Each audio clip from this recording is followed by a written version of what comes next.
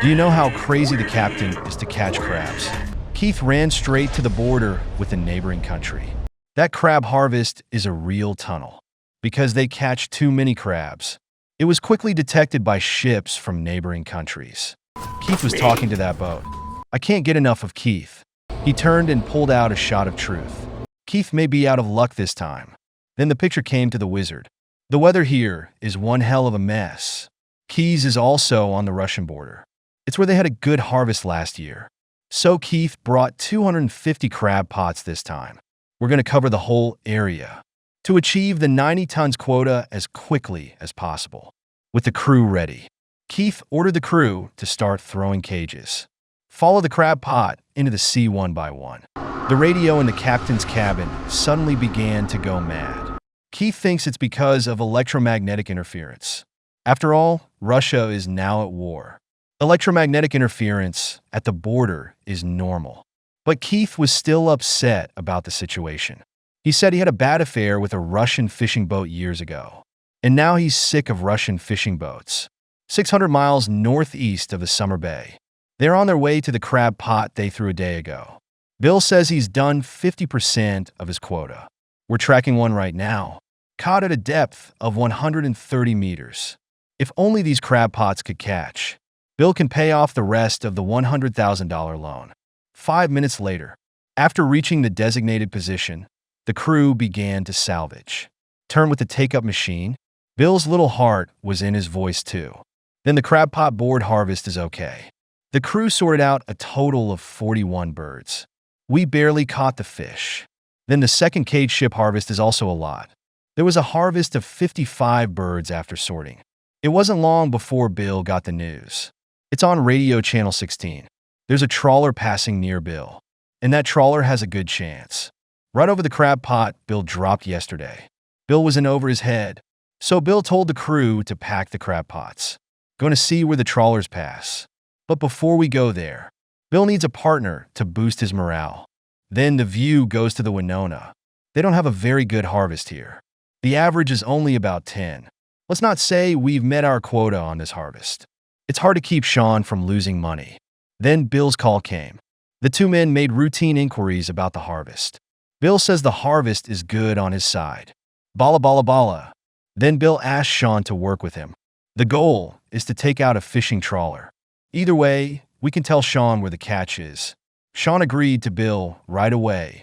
Sean's got nothing to lose anyway. Then the two men began to discuss the plan. Bill is going to combine 240 crab pots with fishing line in an area of 10 square miles. Set up a super minefield. This entangles the propeller of the trawler, or rip the trawler off that fishing boat. After deliberation, Sean heads for the ocean where Bill is, 650 miles northwest of the Witch. They're now 12 miles from the Russian border. The crab pot I dropped yesterday has been soaking for 8 hours. Keith is going to get the crab pot. It was also the first batch in the Bering Sea. Crabs from the Russian border. On the way to the border, Keith saw a strange fishing boat on radar. They even went through Keith's crab pot. Looked through the binoculars. Keith was sure it was a Russian trawler. They went right through the crab pot, right down to the center of the crab pot colony. Keith went numb looking at the ship. It's not just blatantly entering U.S. waters. And he destroyed Keith's crab pot right in front of him. Keith immediately picked up the radio and tried to make contact. They warned them they were in American waters. But Keith ignores the language barrier between the two sides. Keith got pissed off after talking to a pig. Me. And since he's not talking to anyone, Keith can't. We'll have to let the crew salvage the crab pots first. Turn with the take-up machine. They also had this expected harvest. The crew sorted out 315 crabs in the cage. That cage alone brought them $6,000. Keith is so happy. But Keith found the crab pot that was supposed to be there and just mysteriously disappeared. After some searching by O.J, found it over 200 meters off the mark. And there are 4 crab pots in a row. Keith thinks the trawler probably did it. Then they started fishing for a few tangled crab pots. Although the crew is only running the take-up at half speed. But the rope still doesn't work. Pull halfway, and even 2 lines break straight away. That cost Keith another $4,000. Keith was getting more and more angry about it. I immediately decided to find a bad guy to work with on the boat. The view then moves to the nearby thief. They're having a good harvest too. Nathan's so excited about these cages coming in. The crew estimated the cage to contain at least 600 crabs. The crew sorted out 545 of them. Then came another bumper harvest in the second cage. Nathan's position is just 80 miles from Russia. He predicted such a harvest. It will take no more than 8 days to complete the quota. Then Nathan got a call from Keith. And then Keith started teasing. Said he had a trawler here. I've already ruined a few of my crab pots. It's just a speech. Isn't that what Nathan is trying to do?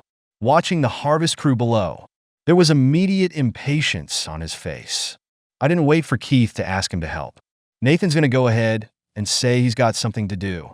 Keith heard Nathan want to hang up. It was immediately declared that the wicked ship was Russian. Nathan's interest was piqued by the words. Keith took the opportunity to recount the ship's crimes. Nathan immediately said he was on his way. He said he would drive the ship out of American waters. The two men hit it off immediately. Keith named himself the Coyote. Nathan gave himself the code name Cuckoo. 550 miles southeast of the Summer Bay. The time is 6:00 in the morning. Sean's in the sea where Bill said he was. The two of them are now communicating the details of the plan.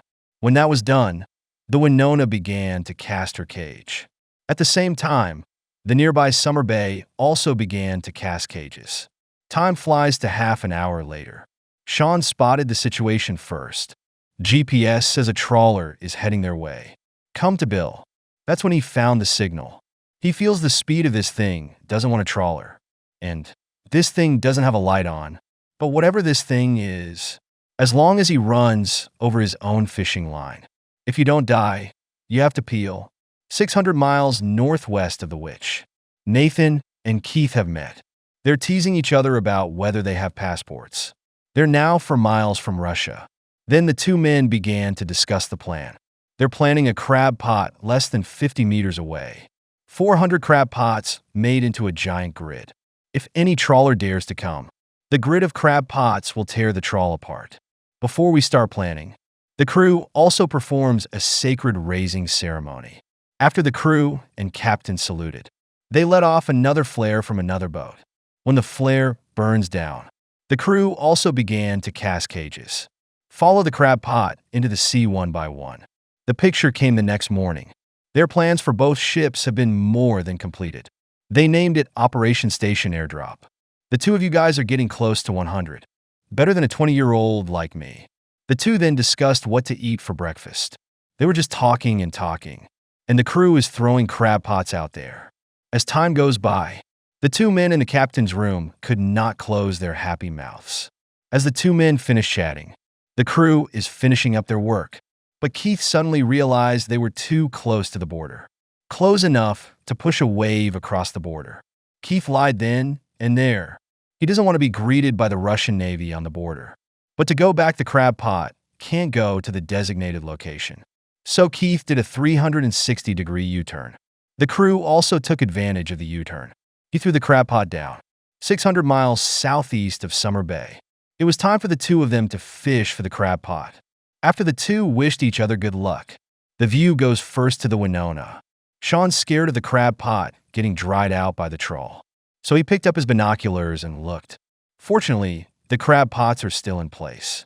Then the crew began to salvage. The take-up machine began to turn slowly. Crab pot boarding harvest is quite good. There are 35 caught in the cage after sorting. The crab pots that followed were full of harvests. The average cage is around 30 animals. Then the perspective goes to Bill. They just started the salvage. Then today's first harvest on board. The crew sorted out 33 animals in the cage. This one's got to be about 10 pounds. But there was an accident in the second cage. When the crew worked so hard to get it out, the crab pot on the crab pot is knotted. Bill was speechless again. The crew couldn't pull this thing up on the take-up. But they say the mighty fly the brick. Adding 2 people to the mix finally paid off. After some hard work by the crew, I pulled this thing up after all. There's a lot of fish in there, though. But how can Bill be happy? because he knew the crab pot had already been visited. They'll be faced with 1,000,000 knotted crab pots. And the fact that the crab pot is missing. Bill couldn't do anything about it. Can only use a few curse words to scold the SB. And then Bill told Sean to call. Bill told me what happened to him. Sean didn't have much to say about it. After a moment of reflection, Bill had a brilliant idea. To take a trawler against them. It was like Bill was going through with it.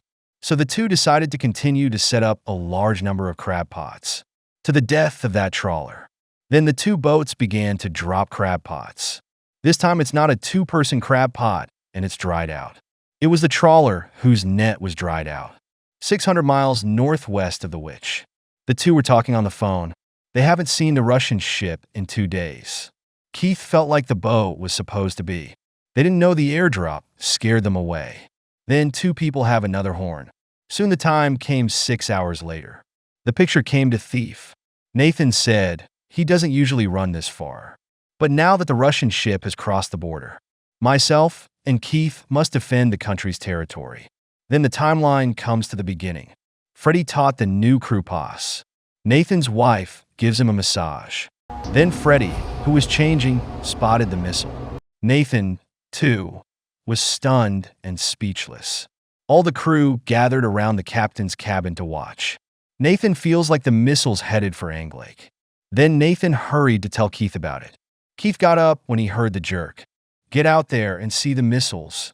Outside he did see a little bit of a missile. But the missiles are long gone by now. Then the two had some more small talk. We continued to patrol the surrounding waters, just in case there's a Russian ship messing around. 600 miles southeast of the Summer Bay. They started fishing for yesterday's crab pots, as the 2 ships began to salvage. The first codfish on the Summer Cove went well.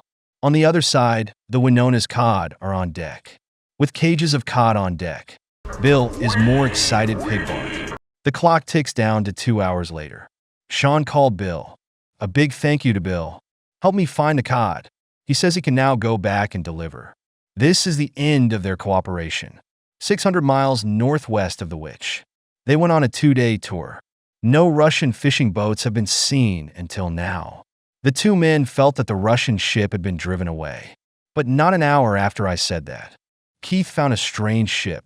Grab the binoculars and see it's the same boat.